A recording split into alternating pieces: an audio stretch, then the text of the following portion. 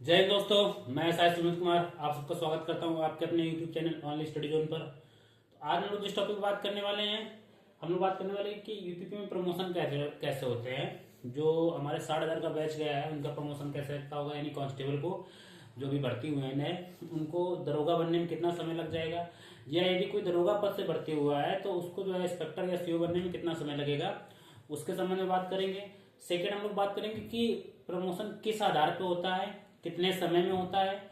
और फिर हम लोग बात करेंगे कि प्रमोशन में आप जो इंट्रेंस एग्जाम देते हैं, जो पेपर दे के आप भर्ती हुए होते हैं, उनके नंबर्स का या उनके रैंक का क्या रोल रहता है, इसके संबंध में हम लोग आज विस्तार से समझेंगे पूरा एकदम बढ़िया से। तो हम लोग बात करते थे कि सबसे पहले बात करेंगे कि जो कांस्टेबल पद पे हमारे 60,000 बंधु भर्ती हुए हैं मित्र, वो सब इंस्पेक्टर बनने में कितना समय उनको लगेगा। देन फिर उसके बाद हम बात करेंगे कि सब इंस्पेक्टर को जो है इंस्पेक्टर या सीओ बनने में कितना समय लगेगा, और आपका रैंक का जो के मार्क्स जो होते हैं उनका क्या रोल रहता है, इनके बारे में हम लोग बात करेंगे।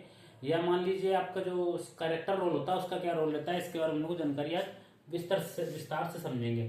तो सबसे पहले देखिए हम लोग बात करते हैं, जैसे कोई भी बैच हो, या पुराना बैच हो या नया बैच हो, अभी जो भी बैच भर्ती हुआ है, जैसे मान लीजिए 60,000 प्लस जो है अभी आपके कांस्टेबल पद पे लोग भर्ती हुए हैं, ठीक है। तो इन साथियों का प्रमोशन कैसे होगा, इनको दरोगा बनने में कितना समय लगेगा, हम लोग इसकी बात करते हैं। देखिए सबसे पहले हम लोग समझेंगे कि क्या क्या चीजें मैटर करती हैं आपके प्रमोशन में। फर्स्ट तो आपकी रैंक, आप किस रैंक, आपकी क्या रैंक आई थी, यानी जो आप एंट्रेंस एग्जाम देके आप भर्ती हुए हो, वो वो उसमें क्या रैंक थी आपकी, उस रैंक के आधार पे आपका प्रमोशन होता है, पहला वाला, ठीक है। दूसरा हम लोग बात करते हैं कैरेक्टर रोल।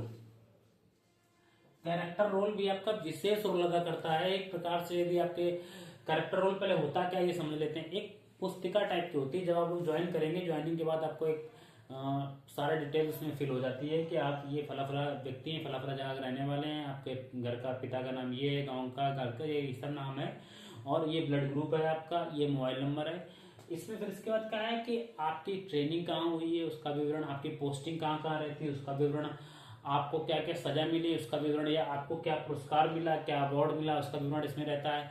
इसके बाद आपने कितनी ईएल काटी है, ईएल मतलब उपार्जित अवकाश, और कितनी आपने एमएल यानी मेडिकल अवकाश काटे हैं, उसका सबका, या किस प्रकार के आपने कौन कौन से अवकाश काटे हैं, सीएल का विवरण इसमें नहीं रहता है, बाकी सारे विवरण इसमें रहते हैं कैरेक्टर रोल में आपके। यानी कैरेक्टर रोल आपका एक प्रकार से कुल मिला के एक पुलिस विभाग की कुंडली है, आपकी पूरी कुंडली, आपकी पूरी डिटेल्स दे देगा आपको कौन, कैरेक्टर रोल।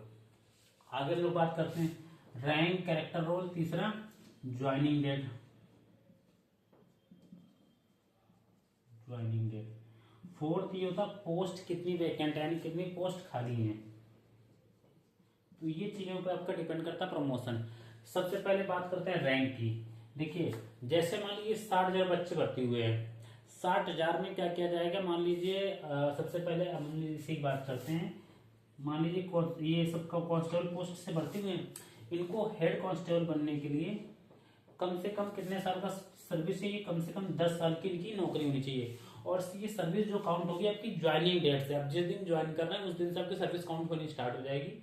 इसका मतलब, इससे कोई मतलब नहीं है कि आप जो है ट्रेनिंग कितने दिन चली, आपने कितनी ट्रेनिंग की, उसका मतलब नहीं है इसमें।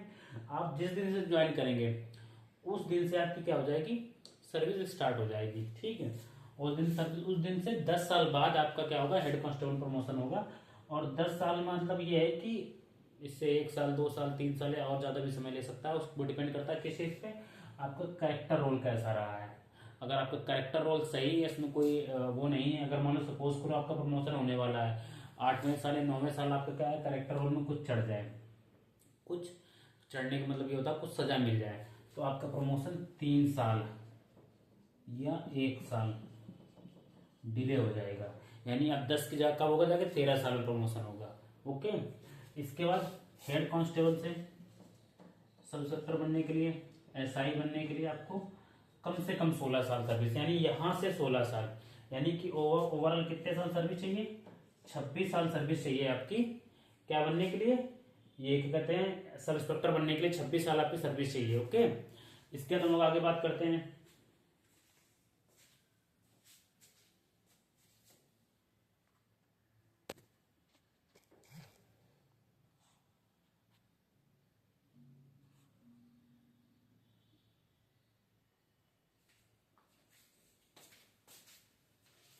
26 साल आपकी सर्विस चाहिए क्या है, सब इंस्पेक्टर बनने के लिए।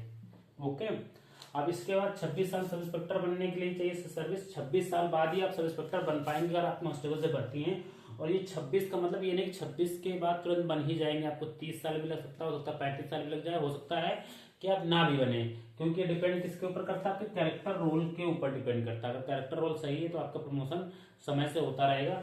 सेकेंड क्या है, रैंक का क्या रोल रहता है मैं बता दूं यहाँ पे।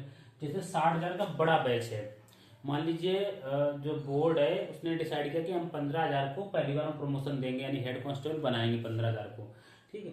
तो अब 15,000 का यदि उसे प्रमोशन करना है तो वो टॉप के 15,000 ये देखेगा इनका कैरेक्टर रोल तो कहीं खराब नहीं है, और अगर इनका कैरेक्टर रोल खराब है तो उनको उठा के आगे डाल देगा। बाकी लोग क्या करेगा, 15,000 जो टॉप रैंकर हैं उनका प्रमोशन जो है पहले होगा, यानी कि जो पहले रैंक का व्यक्ति है उसमें अगर उसका कैरेक्टर रोल सही रहता है तो उसका समय से प्रमोशन हो जाएगा। और लास्ट रैंक का व्यक्ति जो है उसका कैरेक्टर रोल सही भी रहेगा, फिर भी हो सकता है उसका प्रमोशन थोड़ा डिले हो। ये चीज समझ में आ गई। तो आपको कांस्टेबल से एसआई बनने में कितने साल, 26 साल। इसके 7 साल बाद, कितने साल बाद, इसके 7 साल बाद आप क्या बनेंगे जाके, इंस्पेक्टर बनेंगे जाके इसके 7 साल बाद। तो ये हो गया आपका 33 साल, लगभग 33 साल बाद आप क्या बनेंगे जाके, इंस्पेक्टर। और ये मान लीजिए इसके बाद आप सीओ नहीं बन पाएंगे, वो पहले जो था उसमें क्या था, आउट ऑफ टर्न, या पहले के जो नहीं आप देखते हैं कि कांस्टेबल से बढ़ती हैं और सीओ पद तक गए, एडिशनल एसपी तक गए, उनका क्या होता था कि उसमें पहले इंटरनल एग्जाम होते थे, विभागीय परीक्षाएं होती थी, उसमें लोगों का प्रमोशन हो जाता था। दूसरा क्या है, आउट ऑफ टर्न, यानी कि आपका काम बहुत अच्छा है तो आपको अधिकारी ने प्रमोट कर दिया, वो चीजें होती थी। अब वो चीजें क्या कर दी गई, खत्म कर दी गई, एक विभागीय परीक्षा खत्म कर दी गई है। दूसरा आउट ऑफ टर्न जो प्रमोशन होते हैं वो भी खत्म कर दिए गए हैं, वर्तमान में नहीं है, ठीक है। तो क्या है कि आपका जो ये है सीक्वेंस, इसी बेस पे आपका प्रमोशन होगा, यानी कि आपको इंस्पेक्टर पद तक तो आप आराम से जा सकते हैं। इसके बाद हो सकता है कि आप अगर आपके मान लो एज कम है, आप 18 के जस्ट बाद 19-20 में भर्ती हो गए, तो हो सकता है एक और प्रमोशन आपको मिल जाए, सीओ तक चले जाएं। नहीं तो बहुत ही मुश्किल है कि आप सीओ तक जाएं, क्योंकि इसमें कैरेक्टर रोल भी आज के टाइम में बहुत बड़ा रोल अदा करता है। क्यों अदा करता है, क्योंकि आज के टाइम पे आपके वीडियो बहुत ज़्यादा वायरल होते हैं। मान लीजिए कभी कभी क्या होता है कि आप जो है पब्लिक के बीच में किसी को जो है गुस्सा करने लगे, या मान लीजिए मारपीट कर दिया, कुछ भी कर दिया इनकेस, ऐसे में आपको वीडियो वायरल होगा तो आपको पनिशमेंट मिल जाएगी। या आप अपने कार्य में स्थिरता बरतते हैं, यानी कि अपना कार्य सावधानी से नहीं बढ़ते हैं, तब भी आपको जो है सजा मिल सकती है। या मान लीजिए इस कार्य के लिए आप भर्ती हुए वो कार्य नहीं कर रहे हैं तो आपको क्या है, सजा मिल जाएगी। या अपनी वर्दी का ध्वज दिखा रहे हैं कहीं तो आपको सजा मिल जाएगी। तो ऐसे मामलों में क्या है कि आपका कैरेक्टर रोल बहुत बड़ा रोल अदा करता है, ठीक है। ये हो गया प्रमोशन। अब ज्वाइनिंग डेट में क्यों कह रहा था, सपोज करो मान लो आप कांस्टेबल सभी लोग एक बैच एक साथ ज्वाइन किए, कांस्टेबल के बाद अब हेड कांस्टेबल में क्या होगा, किसी का पहले प्रमोशन होगा, किसी का बाद में प्रमोशन होगा। तो जिसका प्रमोशन पहले होगा उसका एसआई में भी प्रमोशन पहले ही होगा, अगर कैरेक्टर रोल उसका सही रहता है तो। यानी कि आपका आगे प्रमोशन किस आधार पर होगा, ज्वाइनिंग डेट के आधार पर होगा, यानी कि जिसका प्रमोशन पहले हुआ वो पहले आगे प्रमोट होगा। पोस्ट का मतलब ये रहता है कि मान लो सपोज करो क्या है कि जैसे बाकायदा दे रखा नियमावली में कि आधे पद जो हैं, जैसे हेड कांस्टेबल की कोई भर्ती नहीं निकल के आती है, ठीक है, वो वैसे पदों पे तो निकल के आती है जो हमारे कंप्यूटर ऑपरेटर रहते हैं वगैरह वगैरह रहते हैं, लेकिन जो नॉर्मल जैसे थाने चौकी जो पुलिस होती है ना, ये पीएससी होती है, इसमें हेड कांस्टेबल पद की कोई भर्ती नहीं होती। तो यहाँ तो सब प्रमोशन से आएंगे, लेकिन सब इंस्पेक्टर पद की क्या होती है, भर्ती होती है। इसमें ये कहा गया है कि आधे पद जो हैं वो कैसे भरे जाएंगे, प्रमोशन से भरे जाएंगे, और आधे पद कैसे, सीधी भर्ती से भरे जाएंगे। तो सिस्टम क्या है कि यहाँ ये भी देखा जाएगा कि वैकेंसीज हैं कि नहीं है दरोगा की, तभी प्रमोट किया जाएगा आपको। तो ये सारी चीजें डिपेंड करती हैं आपके प्रमोशन में। तो आपको कितने साल लगेंगे इंस्पेक्टर बनने में, 33 साल, सब इंस्पेक्टर बनने में 26 साल, ये कम से कम है, इससे ज्यादा ही समय आपको लगेगा। ये हमारा हो गया, जो हमारे मित्र अभी क्या है, कांस्टेबल बने हुए हैं। अब हम आगे बात करते हैं इसमें कि सब इंस्पेक्टर के लिए क्या है, उसका प्रमोशन कैसे क्या होगा। देखिए